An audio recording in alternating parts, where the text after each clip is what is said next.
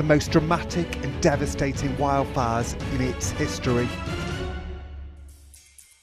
And when flames began raging 90 miles north of San Francisco, ex-soldier Kim Ringeisen instinctively picked up his camera. As you can see, the fire just got crazy. It was just nuts seeing those fire tornadoes or fire twisters just going across the field. It was pretty crazy. At this point, I would expect that if hell had opened up on Earth, this is what you would be faced with. Look how that guy is. This was an apocalyptic fire. I can't even explain the immensity of all the sights, sounds, the heat, the noises that it's making, the panic in the background of people trying to get their belongings and leave. Kim captured these pictures from the fringes of the terrifying fire. But lying in its destructive path was a small rural community of Anderson Springs, home to artist Julie Wolfe. We first heard about it when my son drove up the driveway and told us to evacuate. He said, "You need to leave. Put your stuff in your car. Let's get out of here. There's a fire right up the hill." Oh my God, that's coming up on the ridge. As I drove away from the house, I just went, there won't be anything there when we come back. The family's only way out, to drive through the heart of the inferno. Everything as far as we could see was on fire. Up to the top of every hill, every tree was on fire, every telephone pole was on fire. And that was pretty horrifying, like being in an ocean of red embers.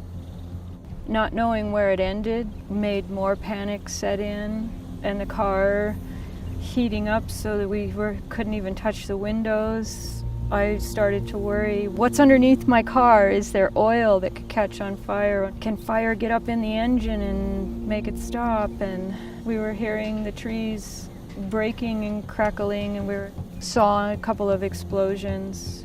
I could feel my heart jumping, but I never thought we wouldn't get out of it. There was just something in my head that said, no, we're gonna go through this, but it's horrible. But take a really good look, because you won't see this again.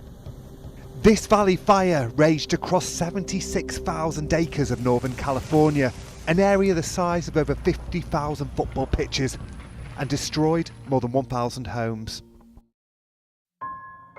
4 weeks after her family fled for their lives, today Julie is heading back to Anderson Springs. When I drive, I locate myself by, oh, there's the big oak and there's those 3 pine trees. So all my landmarks are missing. Oh man. So, there's our lack of house.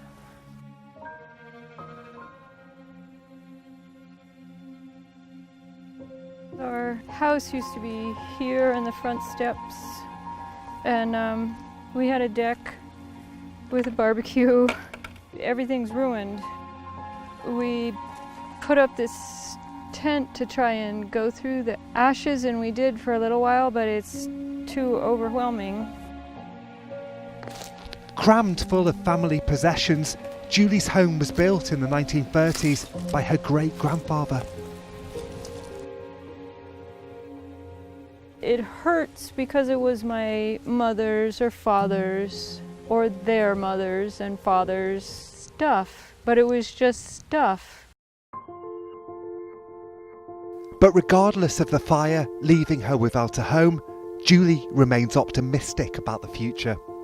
We've had complete strangers walk up to us on the street and say, here's $100. Or our friends have put money in our pocket and said, just take it, just take it. And my son is an amazing hero. He got us out of there. He smashed his way through the fire. Even though it's a disaster that's flattened all these homes, the people have pulled together. It's pulled people together. And in the town and our village, I see people talking that hadn't talked in years and years and years.